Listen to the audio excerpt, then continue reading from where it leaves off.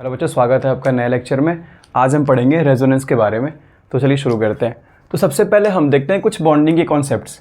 तो पहला पढ़ो, hybrid orbitals like sp3, sp2 and sp always form sigma bond with each other and s orbital. दूसरा है pi bond formation always takes place by unhybridized p orbitals. तो इसका मतलब क्या है? देखो, इसका मतलब मैं आपको समझाता हूँ बना के। हमने बनाया इथेन, फिर ethene and then ethyne. Ethane में क्या होता है? C सिंगल C और हर कार्बन से 3 H जुड़े होते हैं। H H H H H H। इस कार्बन की हाइब्रिडेशन कितनी है? वो है sp3 एंड इसकी भी क्या है? sp3।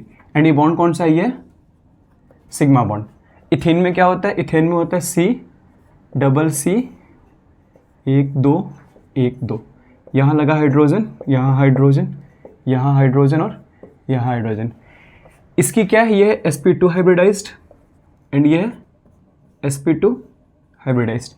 इसमें एक सिग्मा होता है और एक पाई बॉन्ड होता है। इथाइन में क्या होता है? Carbon carbon triple bond, then एक हाइड्रोजन और एक यहाँ हाइड्रोजन। इसमें एक सिग्मा होता है और एक पाई और एक फिर पाई, मतलब एक सिग्मा और 2 पाई। तो देखो इसकी क्या है? ये है sp hybridized and this one is sp hybridized. अब आता ही कि इसमें जो, तो देखो ये जो बॉन्ड है C और C के बीच में, वो एक है, यहाँ पे 2 है और फिर यहाँ पे 3 है। तो इसकी बॉन्ड ऑर्डर क्या है? इसकी बॉन्ड ऑर्डर 1 है, इसकी बॉन्ड ऑर्डर क्या है?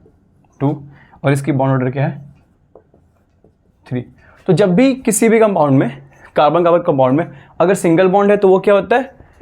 sp3 से, और वो सिर्फ एक सिग्मा होता है। जब 2 है तो एक सिग्मा और एक पाई, और जब 3 हो तो 2 पाई और एक सिग्मा। ठीक है।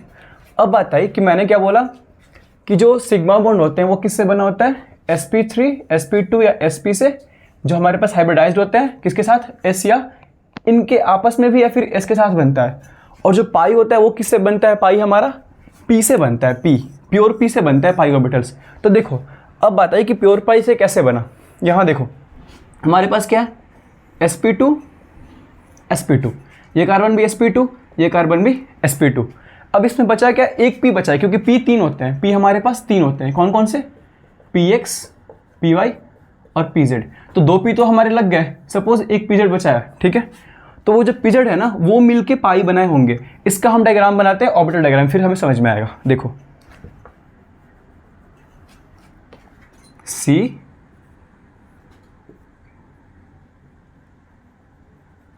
यहाँ ऐसा करता हूँ, ये बनाता हूँ।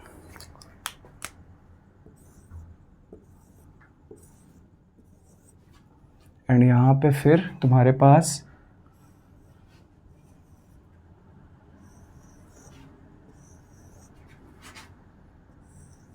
इससे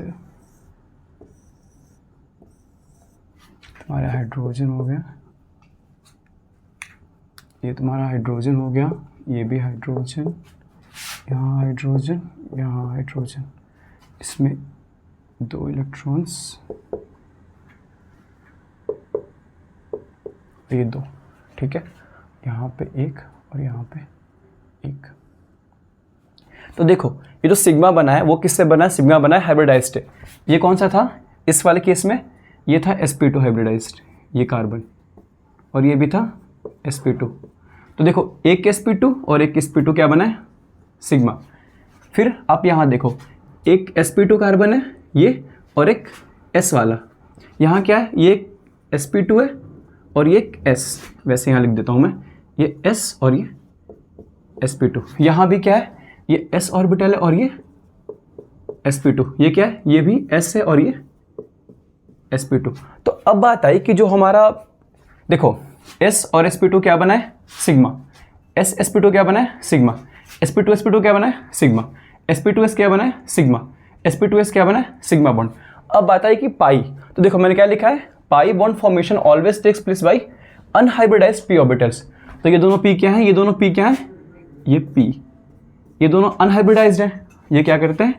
एक बॉन्ड बनाते हैं। ये देखो ऐसे, ये दोनों बेसिकली ऐसे ओवरलैप करते हैं। तो इस चीज़ को हम क्या बोलते हैं? इसको ही बोलते हैं हम पाई बॉन्ड। ये ऊपर ही करते हैं और फिर नीचे से भी ऐसे ओवरलैप करते हैं। ये कॉन्सेप्ट है पाई बॉन्ड का। तो देखो क्या क्या सीखा हमने कि जो हमारे पास सिग्मा बॉन्ड है वो किससे बनता है, हाइब्रिडाइज वाले से बनता है। पर अगर हमें कोई पाई बनाना है तो वो किससे बनाएंगे, हम प्योर पी से पाई बनाएंगे। That's it. अब हम समझेंगे इथाइन वाला केस। पहले मैं इसको एक बार इरेज कर देता हूँ। अब हम इथाइन वाला केस डिस्कस कर लेते हैं, इसका ऑर्बिटल डायग्राम समझ लेते हैं। तो देखो सी सिंगल सी, फिर एक यहाँ पे H आएगा, तो इसके लिए ये हाइब्रिडाइज्ड sp एंड यहाँ मैं H का बना देता हूँ, हाइड्रोजन का S, हाइड्रोजन का S। तो देखो ये क्या है, ये तुम्हारा sp हाइब्रिडाइज था, sp। तो ये वाला क्या हुआ, ये भी तुम्हारा ये जो लॉब है ये किसका है, sp है, और ये हाइड्रोजन का S है, sp। यहाँ हटा देता हूँ, चलो कोई नहीं, यहाँ लिख लो। ये S और ये sp, ये किसका है, हाइड्रोजन का है। ये किसका है, हाइड्रोजन का। तो अब देखो हमारे पास 2 p बचे, तो कौन कौन से 2 p, एक में ये और एक p ऐसे बना दो पहले।